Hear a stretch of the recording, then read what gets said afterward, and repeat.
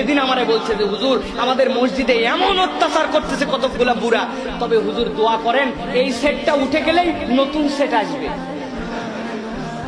আমি প্রথমে বুঝি নাই এই সেট মানে কি। আমি বললাম ভাই মাসুদ এই সেটের মানে কি বাবা?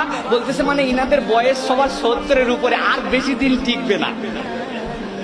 চিন্তা করছেন সেট উঠে যাবে বলে, মানে ওদের অত্যাচারে মসজিদে এই বাচ্চা আসছে, পেশাব করছিস কি, পেশাব করে পানি দিস নাই, বাইর করে দিচ্ছে দাপড় দিয়ে। সামনে হয়তো একটা বাচ্চা দাঁড়াইছে, মোটামুটি সাবালক হয়েছে, কোরআন সুন্নাহ হাদিস সব বুঝে, অর্ধেক টান দিয়ে কয়েছে পিছনে যা।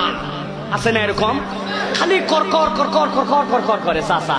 আমি বলি চাচা আপনারা যে ভাব নিচ্ছেন আর আমাদেরকে কথায় কথায় যে বেয়াদ্দপ বেয়াদ্দপ বলতেছেন, আমি জান্নাতে গেলে বলবো আল্লাহ এই চাচাদের ছোটবেলার ভিডিওগুলো চালু করো।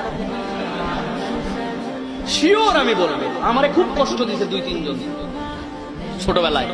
আগে যাইতাম সবার আগে মসজিদে, সামনের কাতারের ফজিলত বুঝতাম, তখন আমরা সব বুঝি, সূরা কেরাত সব জানি। আমার টান দিয়ে পিছনে পাঠাইছে, আমার মনের মধ্যে রাগ আছে না?